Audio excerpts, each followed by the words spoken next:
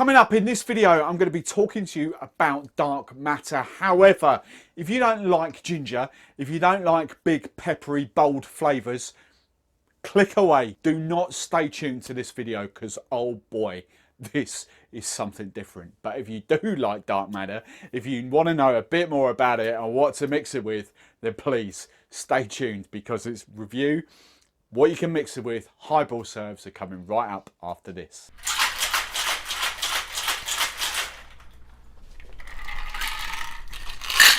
Hey Spiced Rum fans, I am Steve the Barman and I'm hoping these videos will help you drink, serve and enjoy better quality spiced rum drinks. That is what I'm all about. If you are loving these videos, if you haven't done so already, and even if you have, drop me a comment in the boxes below. I want to know from you. I want you to say hello. I want you to tell me what your favourite spiced rums are. I want you to tell me what your favourite mixers are. And talking about getting involved, there is a Spiced Rum community now on Facebook, a Facebook group. It is not my group. I've kind of got involved, kind of joined it. It's still small and still growing at this moment in time, about a couple of hundred members.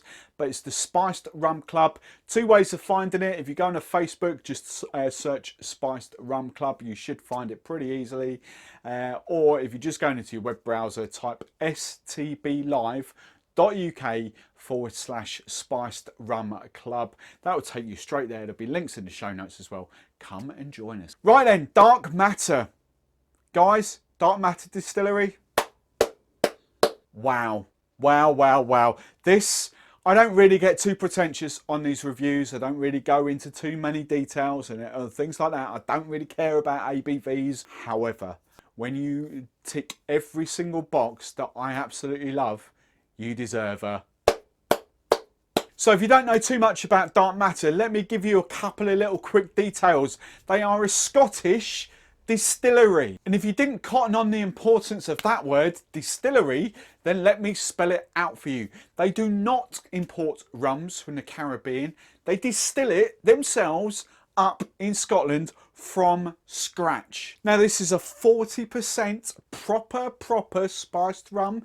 It's been in Tesco's now for 2-3 years or so. They take their rum that they distill and then they infuse it with fresh ginger, fresh pepper, proper green peppercorns, and then allspice berries. There are no flavour compounds, there are no syrups. Yes, I can taste a little bit of sugar on there, but your spiced rums need a bit of sugar.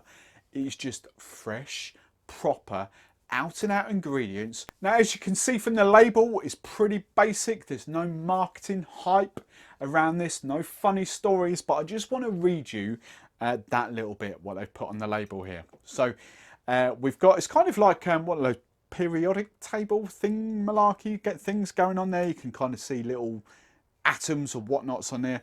But I just want to read you this because they've got molecular engineering Scotland, so origin Scotland, but then they've got their logic, and I love this. So I'm going to read you this. Our curiosity drives us while the science inspires us.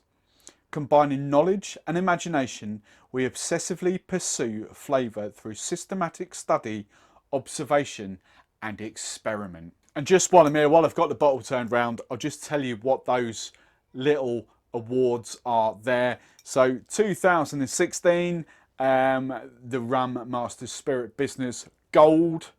2017, the Rum and Kinshasa Masters Spirits Business Gold. So what, sorry I'm laughing, but what does it smell like? If you just give me a lump of ginger and put it to my nose, that is what that smells like. It smells proper ginger. No sort of syrupy compounds or anything like that, or ginger cordials or anything, just proper out and out ginger. But coming off the back of it, it's just that little subtle hint of the peppery spice in there. Right, what is this? Wow. It's doing it a bit of a disservice. I wasn't kind of expecting that, but what does it taste like? Right, as you can probably guess, It's like I've eaten a little bit of ginger with a little bit of sweetness to it. Wow, that is stunning. Feisty ginger coming through there. Feisty pepper sort of spices coming up the rear. A little bit of sweetness on it too. It's just so different to anything I've tasted. Now, if I had a cold or it was a really bitterly cold day, oh, lovely hot toddy, bit of, oh yeah, hot toddy, bit of warm water, bit of lemon juice, maybe a bit of honey in there. Wow, that's going to be lovely. This time of year, that is a lovely, lovely sipper with a cube of ice, obviously just to sort of mellow it out slightly. Which brings me on to the long mix drinks. How are you going to drink this? Now, I did see a few reviews and things online because I like to do a little bit of research if I can. I don't take too much notice of it. But 3 people I found on various different websites said that that didn't work with Coke at all. You're a liar, because that, for me, works very, very well with Coke. Yes, there is a lot of feistiness, a lot of ginger in there.